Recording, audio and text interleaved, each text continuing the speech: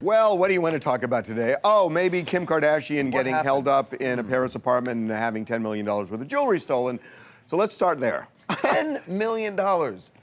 Kim is actually back in New York City, and boy, I tell you, the amount of security they have around them now, which you might say is too little too late, but it looked like the president when they touched down in New York. So this is Kanye and Kim walking back into their place in New York.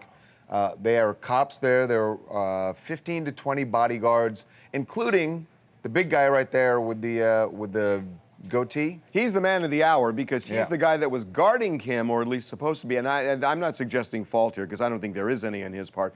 But Pascal is the bodyguard who has been by her side, and she actually joked hours before, he's always in the shot.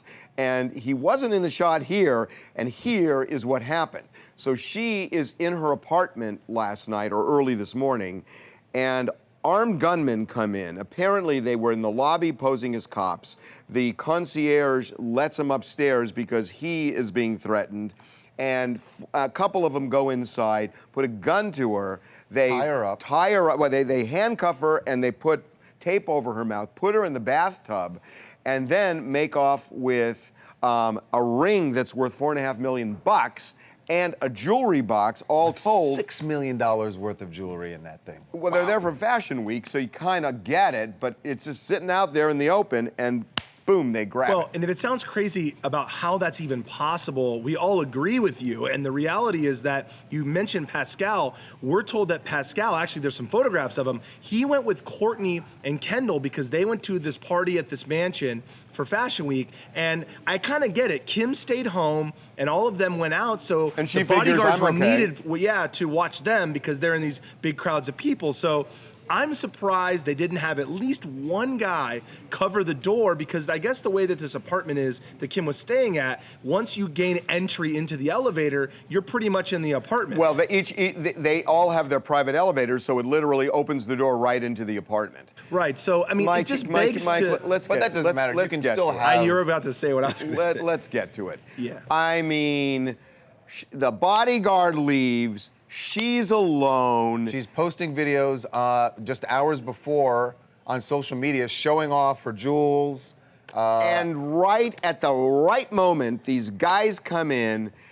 There is a smell here that maybe somebody tipped somebody off to something. Well, and you can't, like you said, Harvey, you can't blame anyone directly, but the reality is you're right that there is so much precision here. And if they're professionals as this sounds and looks, then they use people that they either know or they can pay off. And so, yeah, I mean, there is a feeling. And they got away with it. That this was done so perfectly, they had to have had somebody that was giving them information about what was going on. How quickly were they in and out?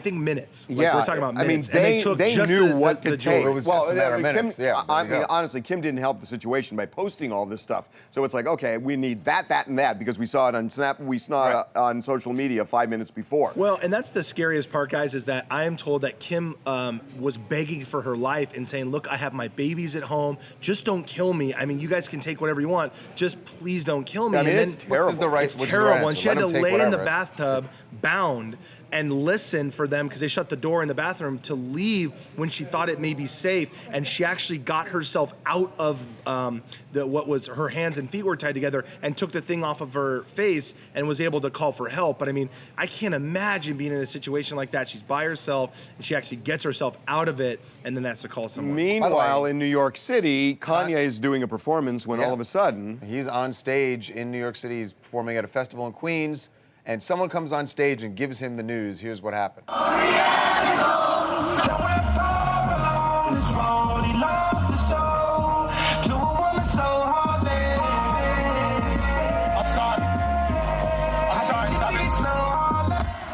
sorry, this is a family emergency. I have to stop the show. Yeah, I mean, that is, I gotta say, that is a scary, scary thing, that for this guy to be on stage and all of a sudden find out your wife is just robbed at gunpoint. I'm not sure what was said to him, but he, clearly enough. Yeah, I mean, I'm surprised. It almost seemed like he was thinking about, because he was told about it and he walks over, actually, I guess he walked over to the DJ to tell him, cut the music. Yeah. And apparently, he didn't initially it didn't register with him initially, but as soon as it registered, I mean, he was out of there. Hey, it's Raven from Texas. I think this is really, really sad. I mean, everybody knows Kim is famous for everything she posts on social media. This is pretty much her lifestyle. But I really hope, as concerned as Kanye is that he kind of has a talk with her to kind of stop this, because I mean, this definitely looks like an inside job. Yeah. They knew where to hit, when to hit, and how to.